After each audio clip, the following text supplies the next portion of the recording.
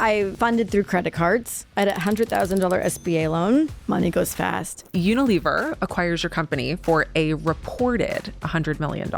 It was terrible. You hand over. The money wires in and it's no longer yours. And so you hand over your company. They tank your company. They throw in costs. So you have no control over that. And they brought in completely unqualified men into my company. It is so hard to build and so easy to destruct. Your employment contract expired with Unilever in 2021. I had a 2-year employment contract. After that, I was presented an influencer contract.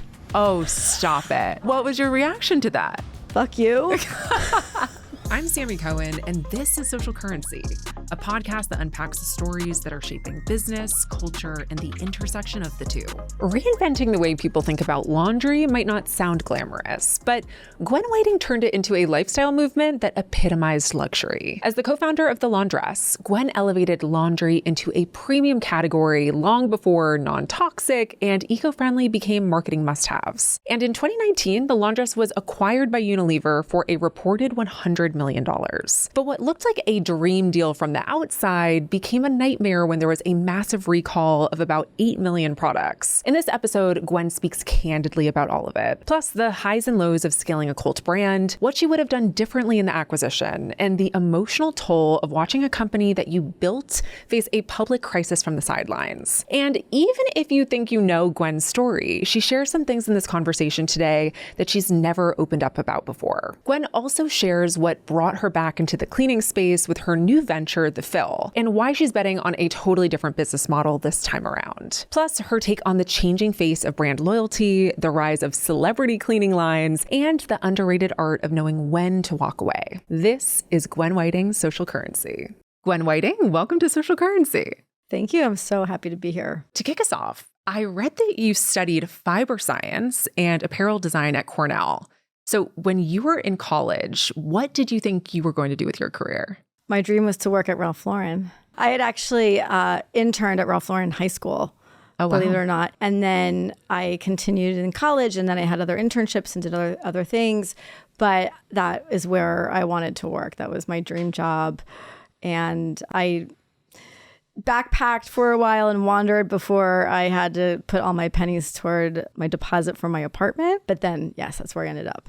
I want to talk about how this idea for your first company came to be. Was this something that you had been stewing on for a while, or how did you come up with that first idea for the company? While I did study textile and apparel design at school, and we didn't have majors at that point, but I kind of created my own major, and it was a business major. So I took the very renowned course, was entrepreneurship and enterprise. It was an MBA level class, and he was like sort of the grandfather of entrepreneurship. I skipped accounting. I figured I did not need to know that. But I had this inkling that business creation would be in my future. My father was a small business owner. I just had the feeling and drive to create something. And I'd started an idea that I went down the path of developing in college, and then I put it aside to get a job. Yep. And so it was always in the back of my mind. While I was working at Ralph Lauren, I did have the epiphany of creating a premium fabric care alternative to what the market was, which was only Tide, Woolite, and the dry cleaner. And because of my background, I knew that it could be better and it should be better. That's how it started. Really quick, because as you were saying Ralph Lauren, I said Ralph Lauren. Everyone does. For me, I feel like it's more chic. Is it not? It's a common pronunciation. but it's actually Ralph Lauren? When you work there, it's Ralph Lauren. Oh, that's hilarious. Okay. All right. I'm here trying to be like Miss Chic, Ralph Lauren, but Ralph Lauren. Everyone does it. Yeah. So let's fast forward a little bit. You co-founded the Laundress in 2004. So walk us through what the space looked like at the time. I'm imagining it's a lot more stale than what it is even today. Yeah, I mean, it was 2002 when I started. So it was 2 years of writing the business plan, research development, the whole thing from fragrance development, formulation development, getting vendors, all of it. You only shopped at the grocery store. It was in that aisle in giant plastic jars that were very unrecyclable. I mean, we weren't really even recycling in 2002 anyways. Scents were disgusting. They were all over the place. And all the products were made by different companies. So you had, let's say, Tide and then Bounce and then Starch, and they were all made from different companies, and so they were all different scents. So your detergent and your softener were different scents, and then the Bounce, so you had like a touch point of like 5 different fragrances in one load. And so was that really the problem that you saw? Well, no, that was just like one thing that I thought was bad. One of the many? One of many. Yeah. But the industry was designed for one wash fits all. Throw everything in one load. Let's try and prevent the worst thing from happening, and let's give an idea that it's clean. That was the goal of to this day, really, any giant CPG product in laundry. And Woolite is a really terrible formulation. It's not even really made for wool. And then there's a dry cleaner. So formulaically, it was a really dire landscape. Going through my development, I realized or learned that everything was petrochemical. Everything was petroleum-based. It's all chemical. And that the actual best cleaning ingredients were all plant-derived, but no one used them because they were expensive. And because I wasn't looking to compete in the grocery aisle price point wise, I came at my development from a luxury standpoint, and luxury not meaning, oh, let's just make it expensive. The principles of luxury is that you use the best ingredients, the best materials, the best craftsmanship, the best it can be is truly a luxury development. So you see this opportunity because it's very apparent that the space is just, it's archaic. They're using horrible ingredients. There's just a way to do it better. Yeah. There's just a way to do it better. And so nothing was designed for washing wool. The default was, well, then that's all goes to the dry cleaner. But technically, it's better to wash that at home. So to actually develop something that is formulated just for silk, just for wool, it was simple. Like, it's just science. And so walk me through that initial first product formulation, because I know you studied this at Cornell too. So you had this deep understanding of the different types of garments and how they should be treated. I had deep understanding of fibers, their properties, and the technicality. I didn't learn how to make soap there. Yeah.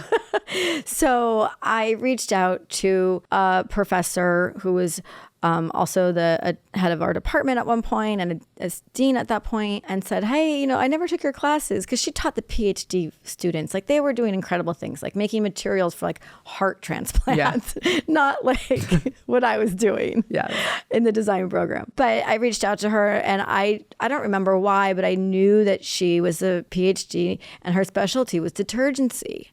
And so I wrote her, and this is like early email days. I didn't even have my own email address. I was using my Ralph Lauren account, and said, this is my idea. Would you be willing to meet with us? And she basically gave me a crash course in detergency.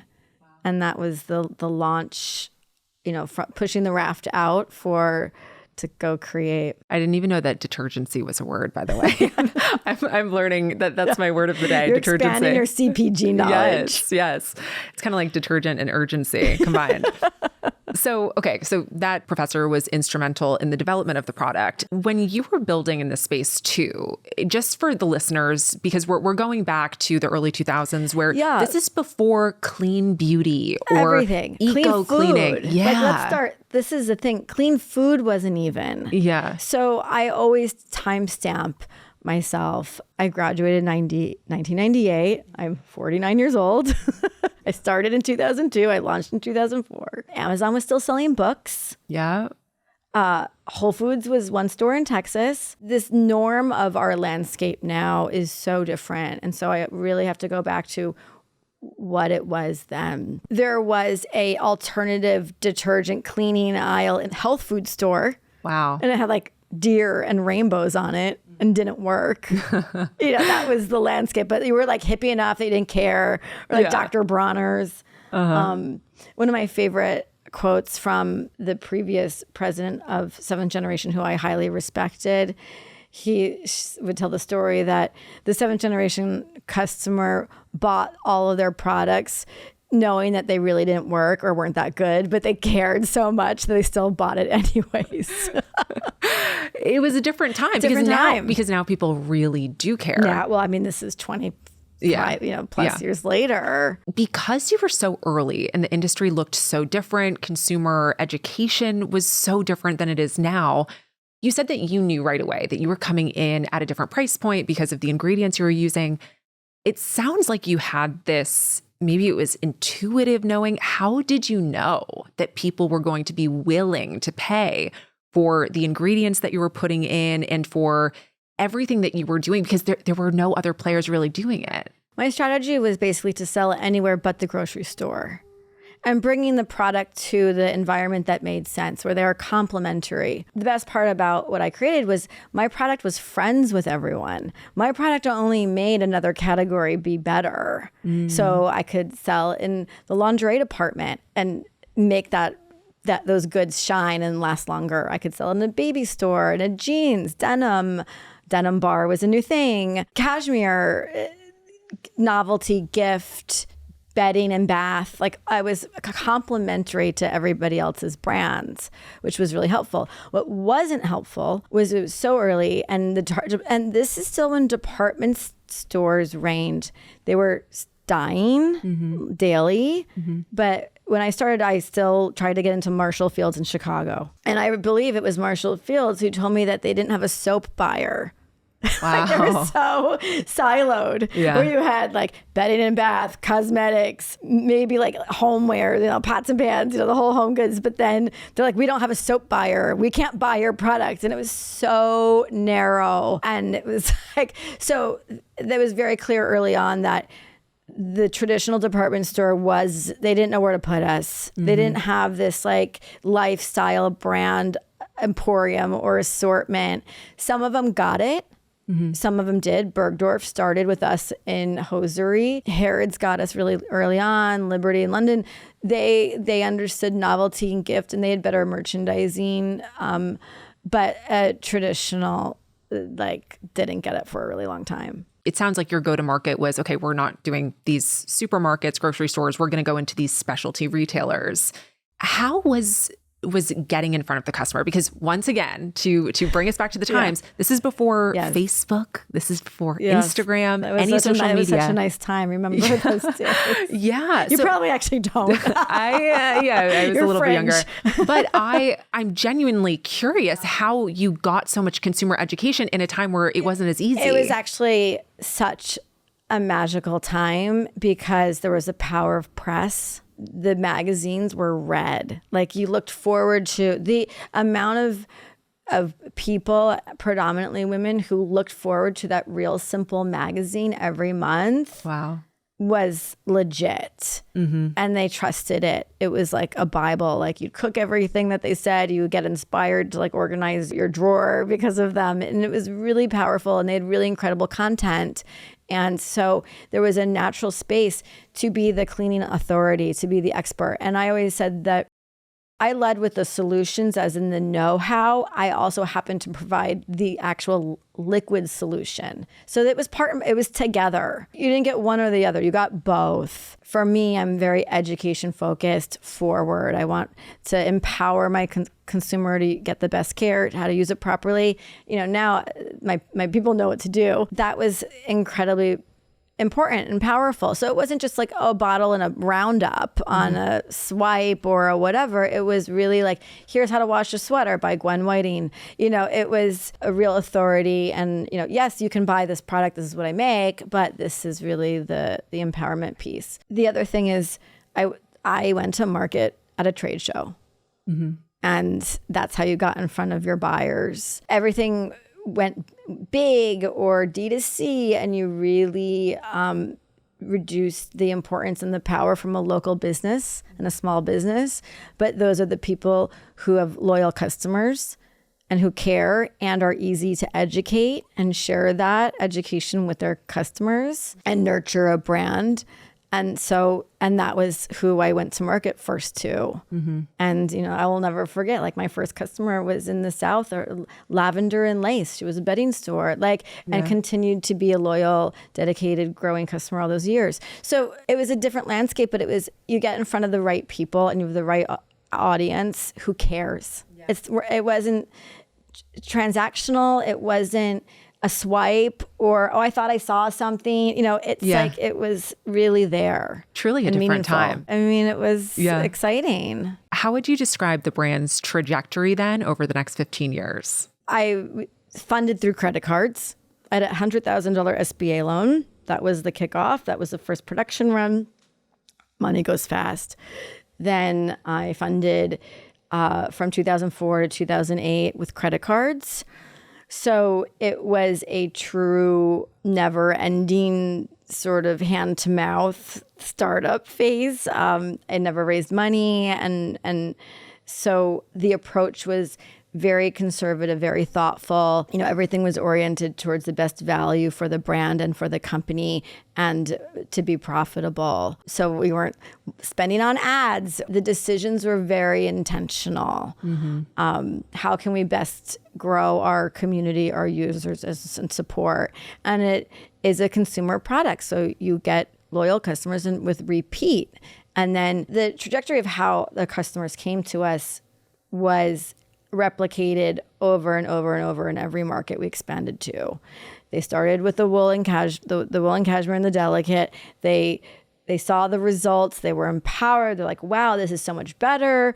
It's so fluffy. It smells great. I don't need to dry clean anymore. And then they would inch over into using the everyday detergent as their primary detergent. And that was the big win once you got a customer in your as the everyday. I had a friend's sister-in-law be like, I only save the stain solution for my own stuff. I don't care about my kids' stuff. You get these funny dialogues with how people choose to consume. And then that repeated in every market that we went into, whether it was Europe or Japan or Korea, that's how we brought people into the brand, earned their trust, the respect, the results, and saw that they actually wanted the better experience every day. That's remarkable that you were doing international expansion and you never raised outside capital. You don't see that nowadays. Or the industry is trending towards less VC and CPG products, of course, but just hats off to you for that. It was...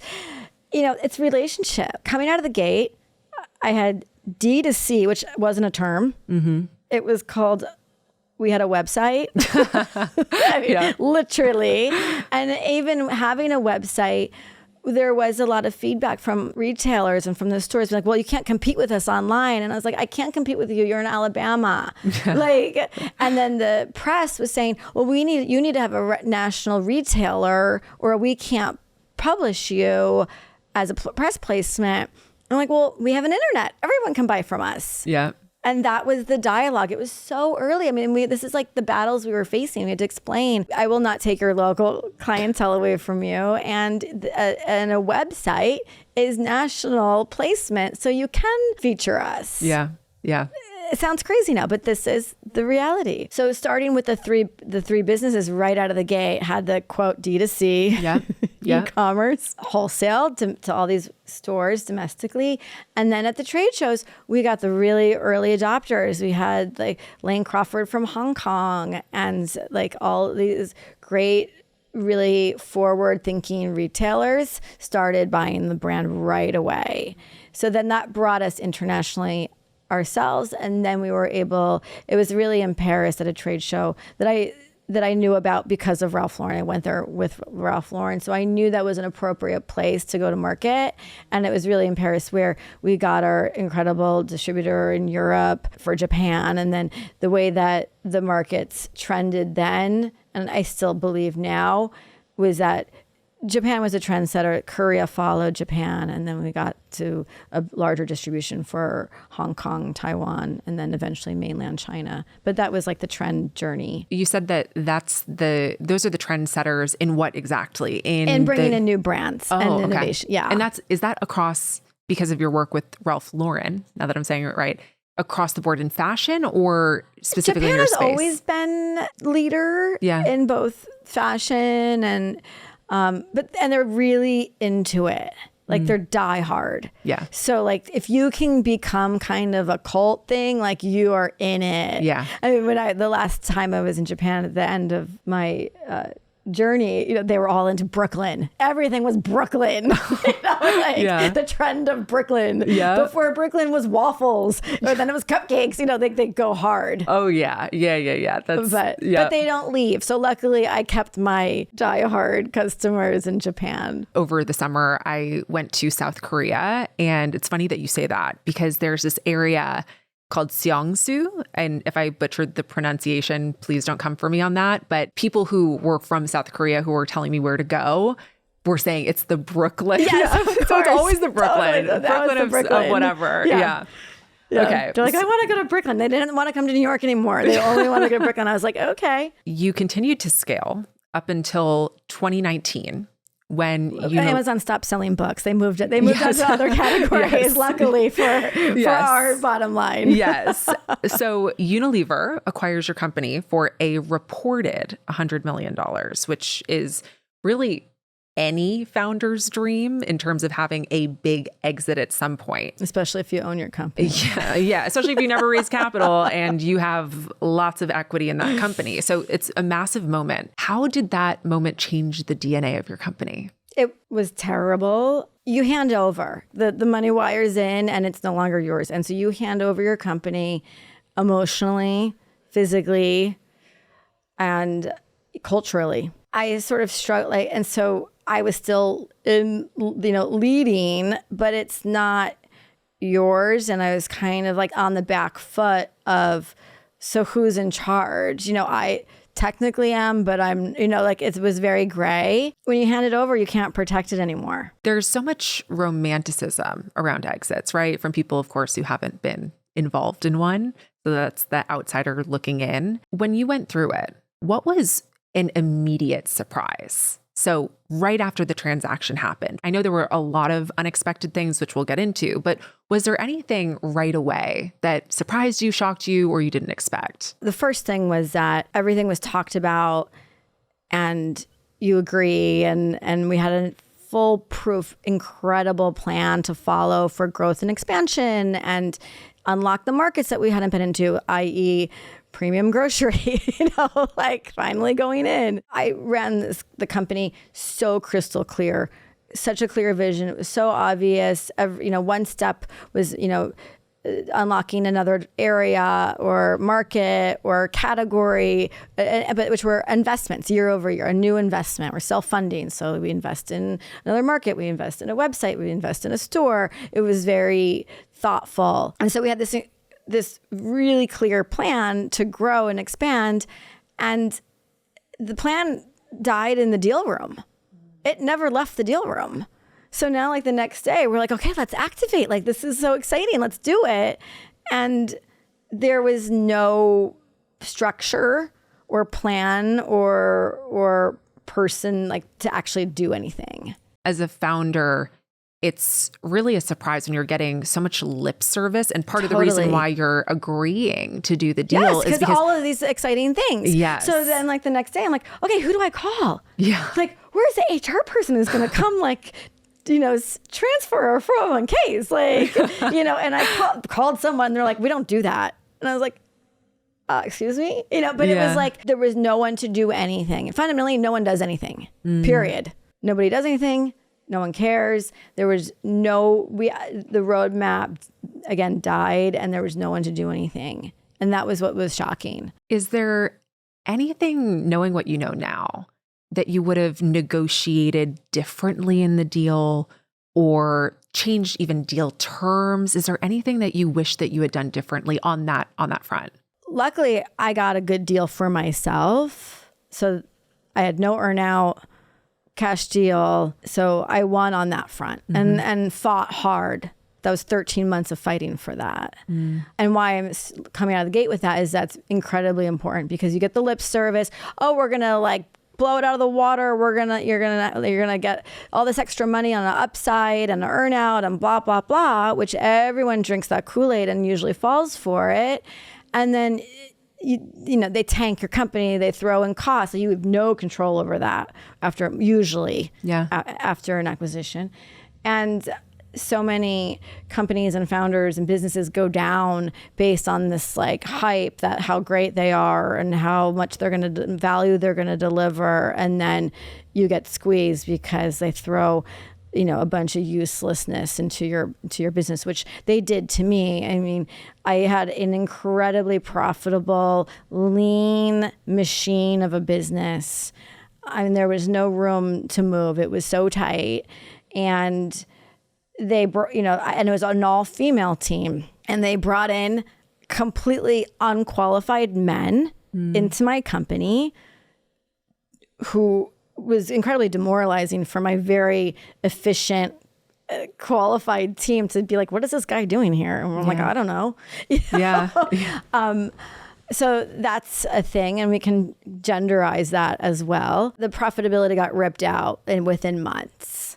I mean, it was very quick. It is so hard to build and so easy to destruct. How quickly did the relationship turn? Because you said that when you came in, you were sunshine and rainbows, bright-eyed and bushy-tailed, ready to I drank the Kool-Aid. Call HR, I was start the expansion plans. Yeah. So was it right away where you're like, this is not what I signed up for? It was like a few phone calls, and there was like, no, we don't do that. Like, and I'm like banging on the doors, and I kept banging on the doors. And our acquisition was an international acquisition, so we weren't acquired by the U.S.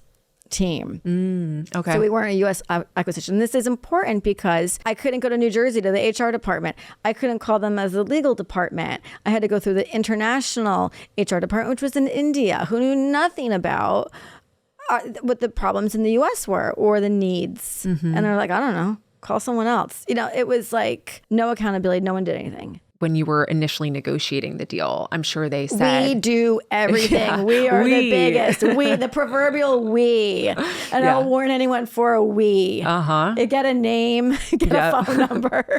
Yeah. And so your employment contract expired with Unilever in 2021. At the time, clearly you were not loving the arrangement. Well, okay, I had a 2-year employment contract from the deal date. After that, I was presented an influencer contract. Oh, stop it. No. Okay. Yeah. How about that one? What was your reaction to that? Fuck you. Yeah, that's appropriate. Okay. And I actually went to the attorney that did, you have a deal attorney, you have an employment attorney, like all these different people are in the beginning. And I went to my employment attorney, and then I said, this is what I just got. And he was like, okay, I'm going to pass you to the guy who does influencer contracts. This is like 2020. The fact that they even had someone doing influencer contracts at that point, I mean, now the guy must like be really busy. Yeah. But that was early on in like the influencer terminology. Yeah. And he said, well, this is a first.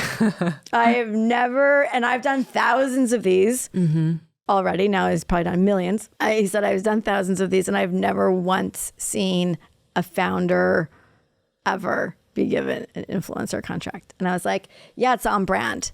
Yeah, it's totally on brand. That's how they treat a founder. And I'm going to use the word female founder. Yeah. Because I know you love data points. Yeah. I encourage you to do an exercise of Unilever Acquisitions, female-owned versus male-owned, and the females that were removed right away and the men who continued to lead their brands. I'm very interested to see you what's are. going on there. I'm sure you are. That'll be a follow-up video, guys, so stay tuned. It was a trend. Yeah. That whole situation sounds obviously kind of traumatic. Yeah, it was like, excuse me? Yeah. Are you kidding me? And meanwhile, like I did get kicked out right away as a quote leader, and I did not have any C-suite titles my entire career. Like that was just, to me, it's silly. I just didn't respect it. I was like, I am who I am. I'm the founder. I'm the leader. This is my brand. This is my vision. Like, I don't need to put a C-suite like title structure here. This is ridiculous. So that's just how I felt about that. Unilever, like, they get all weird about titles and like, ego. And then your title reflects your pay scale. It's like a whole other situation. But, there's something to be said for an organization that when I was acquired, till the last, 5 years, Unilever had 4 different CEOs. After when I was acquired, after 5 years, the Laundress had 5, quote, leaders in 5 years. Wow. Those are not numbers for success. Yeah. Whether it's in my brand or my parent company. Yeah. And I think it speaks more broadly to, I think, the challenges of these major CPG conglomerates. They are falling over themselves because you have younger brands that actually know, like you were doing before you were acquired, right, who know their business intimately and completely know how to scale and run it and be profitable, be lean. And when they get acquired by these conglomerates, like, womp, is ridiculous. I was shocked. I was running a company that was 30% growth year over year on average. And I made them look bad. Their growth was 3%. Yeah. And like what I could accomplish in a year, or I could do something in a month that took them all year. Yep. So I just also made them look bad. Yeah. Like just the complete incompetence and inefficiency and, meetings on meetings and no decision maker and no ownership. It was shocking. I mean, and I came from Ralph Lauren, which is completely at the time, I can't speak to it now, was like, that was my corporate experience. Yeah. At the time, it was like very uncorporate. I think they got a little bit more corporate since the last 25 years. I didn't know what a KPI was. I'd never heard that. And they're like, oh, you needed to have your KPIs for your team. And I was like, my team doesn't need a KPI. They know exactly what they're doing. Yeah. They know how to do it. They know their job. They know how to make money. They know how to, work efficiently and successfully. Like, they're very clear. I don't need to, like, this is ridiculous. Yeah. With the business that was growing, you said on average 30% year over year, you knew what to do. We all knew what to do. Even if you didn't use, and for anyone who's listening, KPI, key performance indicator, even if that wasn't your lingo, you knew how to run the business, right? Everyone was like very clear on their job. We weren't layered. So it wasn't layer upon layer. We were all doers. Yes. Which is why I thought that my brand needed someone bigger than me. I thought like that's what we needed to grow and thrive. And fundamentally, to put my product in more homes and create better, more happiness, like so Pollyanna. That was what I was there for. And I was like, my brand needs more than me, and that was the mistake. Yeah. Because that wasn't true. Eventually you do leave. And yes, the influencer. Yeah, after you said, no, I respectfully declined the influencer agreement. And I want to get to a major moment, and it was a very unfortunate one for the company that you built. A few years after that acquisition, you were no longer, working within the broader Unilever company. There was a Unilever company. I was done. Yeah, you were done. You were done. There was the massive recall of 8 million products. And that is a founder's worst nightmare. How did it feel watching this public narrative unfold? And maybe if you can give also a brief overview as to what happened as well. It came out of nowhere. I was getting my hair done. My friend sent me the Instagram post and I was like, what is going on? I know my product. I know my ingredients. I know my manufacturers. And I'm using my in quotes because it wasn't mine anymore. So I knew that nothing was wrong. I knew it. While I wasn't there, I don't have firsthand information. I know that nothing was wrong. And I know that this was complete Unilever incompetency and brand suicide. So knowing that, while being under a non-compete and more importantly, non-disparaging agreement, which I had to dig up another lawyer to go through that contract again to understand what I was dealing with, people were writing me. It was scary. I mean, the allegations of a potential bacteria, and that is a very scary terminology. And coming off the heels of COVID is very scary. And I was a trusted product. I was a trusted brand. To be so violated and in trust and scared, and people were writing me on Instagram and emailing me, and it killed me not to reply. It killed me because I'm like, I just wanted to say, it's okay, you're fine, don't worry, like you're all good. And I couldn't. I just felt that I could say nothing. Corporate irresponsibility.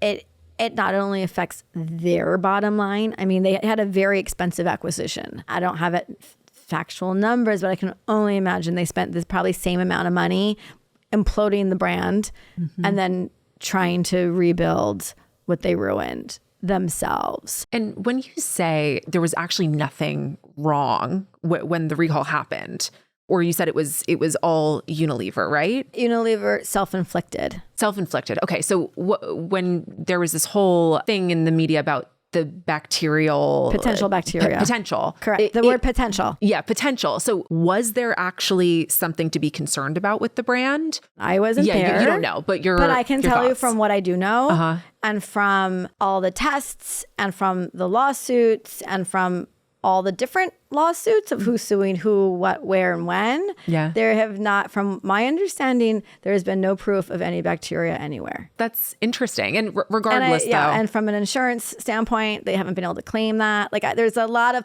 pointers that, again, from what I know, there's a lot of points that tell me what I thought was accurate. And I can give you like a really easy example. When I did the long partnership with Le Labo. Started in 2009 with the founders of Le Labo. Fragrance, perfume, for anyone who doesn't know, it's a perfume brand. They were acquired by Estee Lauder while I was still independent, and then Unilever, and the program continued. But when Le Labo ran independently for a number of years after their acquisition, then they started getting integrated in the Estee Lauder system. It's always the system that's the downfall of a brand, by the way. It's always the computer system. It was a downfall of the Laundress too, because they didn't have our ingredients to put in their system, and God forbid someone actually had to type them in. They didn't want to type them in, so they didn't want to use the ingredient because it wasn't in the system. So the Estee Lauder system story is I was still I was still running the Laundress, and they wanted me to follow their systems and their compliance as a cosmetic and beauty company exclusively, Estee Lauder, and I as a detergent home care product only. They wanted us to comply to the Estee Lauder standards, which their standards were designed for lipstick. So they have a different testing battery for lipstick. Obviously, you put it on your lips. It's like you're not ingesting it, but it's there. Personal care, body absorption, all of that. And they wanted me to test to the standard of a lipstick. And I said, no, I'm a detergent. I'm going to test to the standard of a detergent, not a lipstick. You can't test something for that what it's not. It's like we don't need to adhere to that level of protocol. My assumption was there was a battery testing for personal care that was not home care, and someone took the gun and shot it. But let me just go back. Yeah. It takes a leader and it takes a person to say, no, let me explain to you, this is not the right protocol and why. And I fought that with Estee Lauder, and I won as a trusted, valued partner that made sense. Oh, right. This doesn't make sense. Now, the Laundress has no leader, or one of five, who knows nothing about the business, nothing about the brand, and certainly nothing about the formulations. Yeah. And they're just sheep. Like, you've seen sheep, they just go. And so it takes a leader to say, you know what, we weren't actually developed for that protocol. Let's set up a process that we can. Like, these things take a leader. So when that non-disparagement clause came up, you had been sitting on all of your thoughts and feelings and probably high emotions for quite some time, because I believe there was what? I had 5 years. Yeah, 5 years. So I had the remaining 2, the initial term, and then I left, and then the implosion. And then there was 1 year post-implosion where I was like watching what was going on. And I never wanted to exercise my non-compete. The idea of making a detergent was like, never. I mean, I already did it. I made the best product. There was nothing more to do. Yeah. My non-compete also crossed over to personal care. And I was like, whatever. Yeah. I don't want to make anything in a bottle. Yeah. So, or anything really. So fast forward, I'm watching the implosion and I'm speculating what they were going to do, which is what exactly happened. They came back with the 7th generation formula that was in their library, in their computer system, easy peasy, throw on my label and put some diluted form of my fragrance in it. Wow. So the formulation was nothing I ever made. Wow. Doesn't even resemble. I can't even call it a cousin. Really? Yeah. Okay. So that did create an opportunity, though, even though you said you never were going to go back. No, but I was like, I have to. It wasn't like, oh, look, here's my market opportunity to jump in. I was like, oh, dear God, like, I can't believe I have to do this. I have 2 bottles left of stain solution. And my husband's like, what are you going to do? And my girlfriends are calling me, there's 1 bottle. What are we going to do? And I was like, oh, no. So that was your moment. You realized I had to have my stain solution. Yeah. I needed my bleach. I needed my stain solution. I needed my detergent. And so that was really why I'm here and why I'm doing it is again, it's personal. It was always personal. Well, I was like pissed. Yeah. And heartbroken. And I do want to go back to the irresponsibility of not only the company where I started to say that Unilever lost a lot of money and their shareholders should be angry. But what I care more about isn't Unilever and their bottom line and their shareholders is that when you are irresponsible, it affects many, many people. It affected, 300 factory workers in Allentown, Pennsylvania. It affected all of those international partners I talked about, which were small businesses that employed people that had inventory and had their own clients and their own financial ecosystem based on the health of mine. And all of those people were incredibly damaged. It affected my entire cleaning community emotionally and trust. And, that's serious. So why am I talking? Why am I speaking? Why am I doing this? Is because if I don't, then it will just continue to happen. So I'm not saying that I can shift a Unilever. I did get some brief smile, I think maybe is the word. Hope, or the highlight from the FT last week about the new Unilever CEO cutting out the underperforming employees or AKA the loads of losers in the organization. But I was like, nice to hear. Yeah. Hopefully Unilever hears this. Yeah. Yeah. I can't take credit for it, but yes, maybe. It'd be nice when he listens to your podcast. Yes, yes. And so for the listeners that aren't aware of the fill and what you're doing now, can you give your elevator pitch on exactly what it is? Well, I'm really bad at elevator pitches. Okay, whatever version. Company called The Fill, and it's the Fill Club.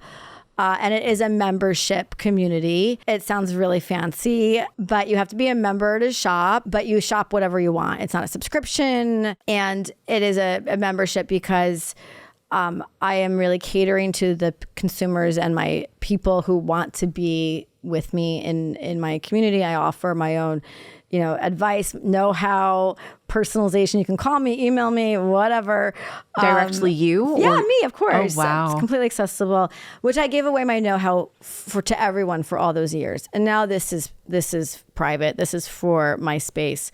I also wanted to create a safe space and this really coveted community. And I want to treat everybody with respect. I don't want this to be a traditional, exhausting D2C, harass people with emails and this constant thing. It's my email box is so full. I don't want to hear it from anybody else. I just want to have this. You want to be here. You want your products. I want to respect you and I want to give you value. I would imagine that the OG diehards of the Laundress, especially given that the formula change has been so severe. This is the other thing. Unilever thought just another CPG, whatever. I was like, you don't get it. My customers were savvy. Mm-hmm. They were smart. They cared. Mm-hmm. You can't just oh, whoops, whatever. Hire the PR crisis management and send out a notice. They just literally thought it was going to be oh, like a Lysol, like whoopsie recall. Like they had no idea that you are dealing with a very dedicated, super committed client base. Yeah.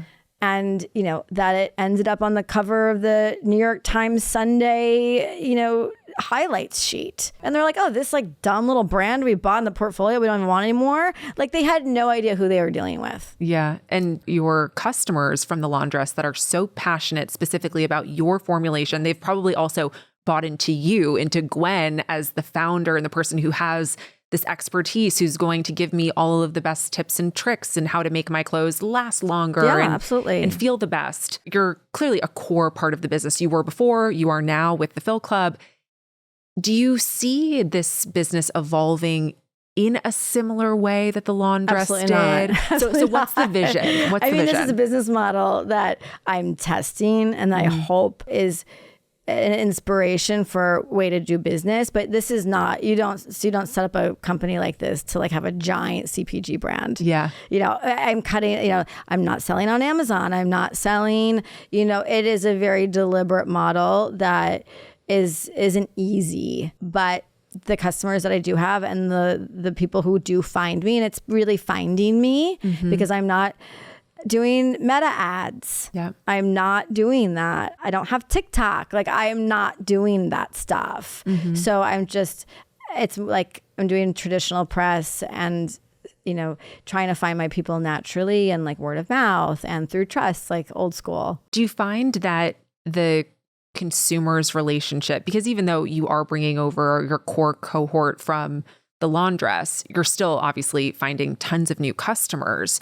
Have you found that across the industry, because just from someone on the outside looking in, the industry itself has changed so much. People care so deeply about honestly any product that they come into contact with, the way it smells, the way it feels, especially their clothes. Everyone is aware now that you wear your clothes on your skin all day. So it matters how you're washing them. What about the consumer awareness now versus then 20 years ago? There's an awareness of product, ingredient. Unfortunately, there is still no regulation on ingredient and vocabulary around it. So it's still a bit of a free-for-all of how things are described and what they really are and who's setting the rules back then and now. I mean, don't even get me started on the EWG, the Environmental Working Group. I mean, these are like, it is not a nonprofit association. So you have all these other people setting the rules, like Whole Foods setting the rules for themselves, which again, crossing the aisle was set,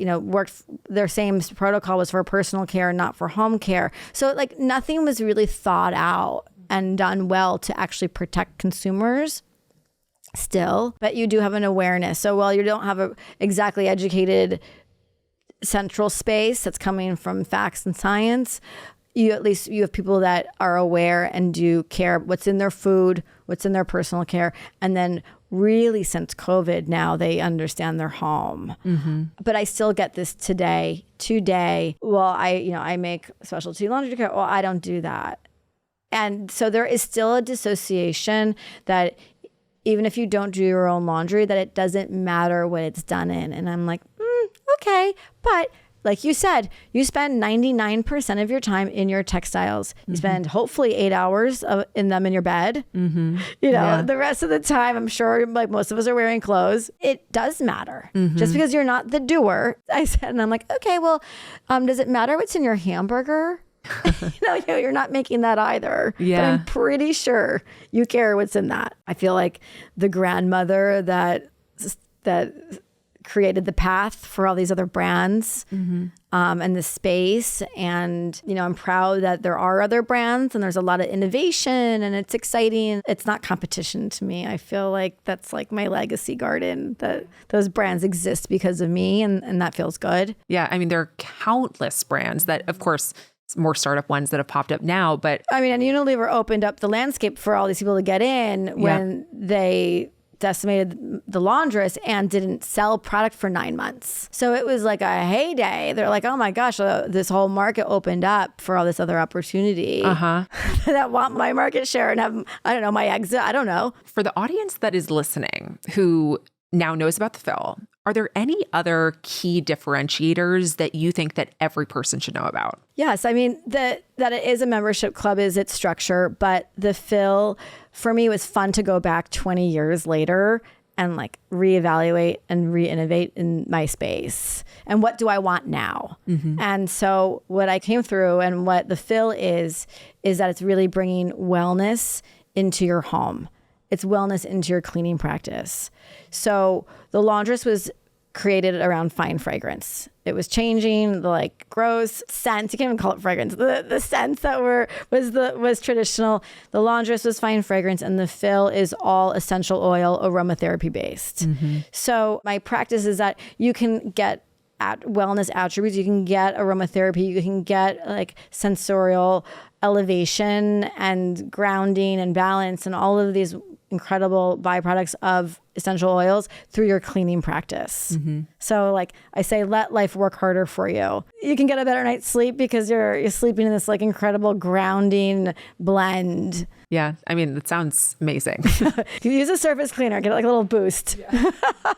Okay. So we're going to go to questions I ask every guest. The first one is, can you share any systems that you have in place that benefit your career or business? And these can be systems for truly anything. Well, I did laugh at that because I walked in here with a notebook and my paper planner. My icebreaker answer is that I've never made a PowerPoint. Oh, wow. That's impressive. Right? Yeah. In this day and age. Yeah. They're like, what? Who are you? What? Everything I do comes from transparency and honesty. I don't play games. And I think that has been my number one tool where I can actually create really honest relationships. And that's how you get trust. And then you can have a great working relationship and get people to work with you. And, that's been my number one. And now going to the social currency corner, where I get your input on a trend or business that's impacting business and culture. So Kris Jenner has a cleaning line of her own called Safely. And what's interesting about Safely is it really hasn't garnered the same splash as many of the other Kardashian brands. So what's your take on Safely as an industry vet? I actually know that one well because they hired my right-hand operator to try and be me. Yeah. And, they hired not me. They're not doing well, as you said.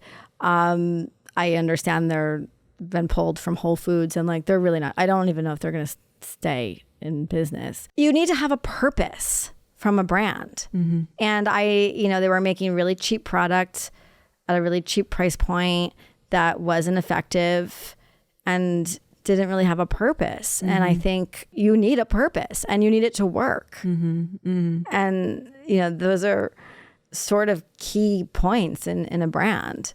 Yeah. I'm not a Kardashian follower, but like Skims is successful, but it has a real purpose. Yeah, there needs to be a brand founder alignment most of the time, but especially when the founder of the company is a notable figure, public figure, because people can suss out if you were doing something for the cash, for the money grab. You can't buy a category because you have followers on Instagram. And the issue is with Kris, love me or hate me for this, I think that Kardashians have done some amazing things. With Kris Jenner, the reason why it's an issue is no one in their right mind can believe that Kris Jenner is cleaning a damn thing in her house.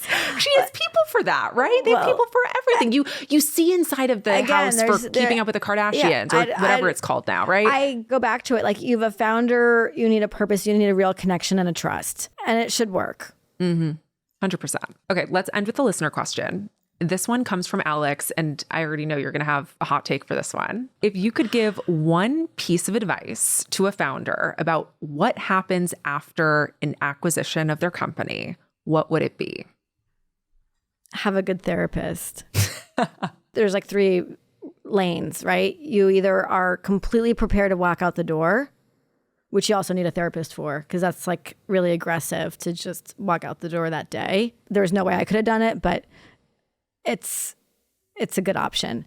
The other is that you are able to lock down your terms and like be really ironed out and crystal clear on responsibility and who does what, and that your future isn't about your profitability or margins or from the stuff in the deal room, or that you accept the term to stay and you are really prepared for hell. Well, that is a battle cry that all founders will keep in mind. Whatever lane you choose, it's just good to be aware. I'm on the brigade to talk about it, but it's more helpful if people are aware. Mm-hmm.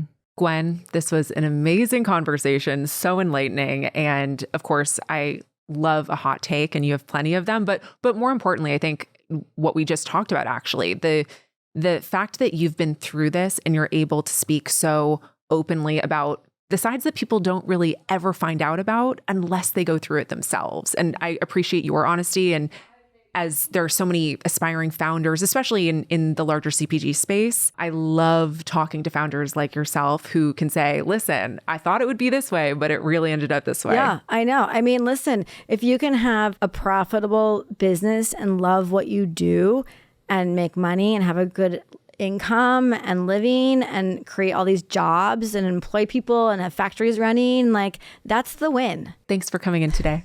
Thank you. Thank you so much for listening to today's episode of Social Currency. I've been wanting to launch this show for so long. I can't tell you how excited I am to do this and how thrilled I am that you're actually here listening. It means the world to me. If you liked what you heard today, please rate and review the podcast because it massively helps to support the work I do to bring the show to life. And if you want to keep up with the hottest business lore in real time, follow me on Instagram at Sammi Cohen Talks and subscribe to my newsletter, Social Currency, which is linked in the show notes. Social Currency is a production of Social Currency Media and Money News Network. The podcast is hosted and executive produced by me, Sammi Cohen. Social Currency is produced by the Money News Network team. See you next time.